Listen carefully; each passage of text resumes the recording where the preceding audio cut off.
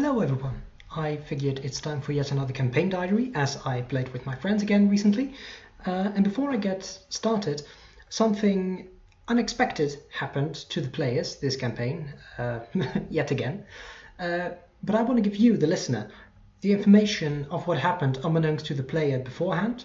So as I tell the story, it will become clear to you exactly what is going on. I think that might be an interesting experience. So they were after these cultists, disbanding them here and there, killing a whole bunch, stealing sword fragments.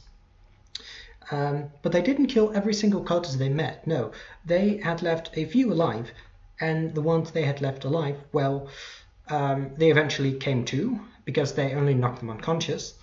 And, well, these cultists had seen their faces. They now recognized them.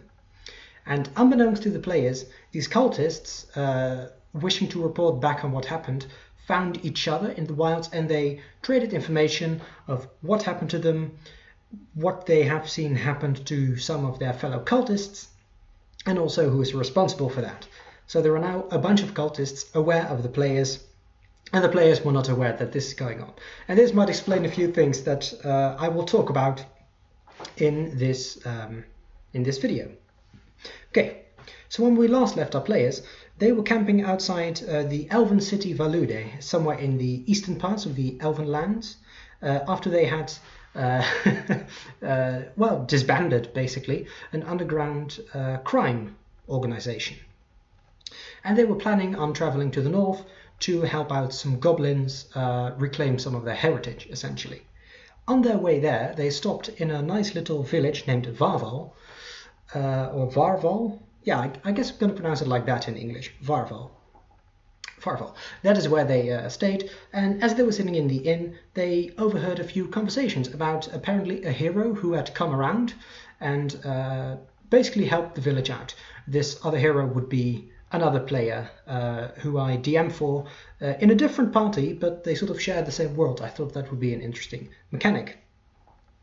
So yes, they ask around a little bit, and at some point they are recognized by one of the cultists, by a cultist, which they didn't attack. They just, it was one of the more important cultists who was deep undercover in a human city as one of the best friends of the local regent there. And they were recognized by him, and he was all friendly, and he genuinely trusted them, and he seemed to genuinely trust them. And he was talking about, oh yeah, how's your search going? Yeah, it turns out that, we lost the sword piece and blah, blah, blah, all that stuff. But the player said, yeah, we're still doing Undia's good work. How are you doing? And they exchanged a little bit of information. And the party split up, because the humans wanted to sleep outside, as there were only elven rooms with a small meditation pillow, and dwarven rooms with a very small bed in the inn, so they decided to sleep outside. And in the middle of the night, as the spider, it was a fighter and a ranger with a spider who were sleeping outside, the spider, who was on watch, was kicked against the ranger, waking the ranger up. And Lord Enthir was standing there, who had apparently watched them go outside and followed them, waiting for them to fall asleep, eventually to kill them. And he then revealed that yes, they were seen by several cultists, and these cultists had also run into him and told him everything about these imposter cultists who go around killing other cultists, and he was not happy with them. But they were, with the two of them and the spider, they were able to overpower Lord Enthir. And the next morning they gathered the rest of the party and said, okay, this is what happened. Let's check his room to see if we can find anything, any information, any clues, anything. And they did. They found his book, which had described basically his ploys and plots of how he got into this position of power before he had to flee, how he himself had killed one of the other main cultists who had failed.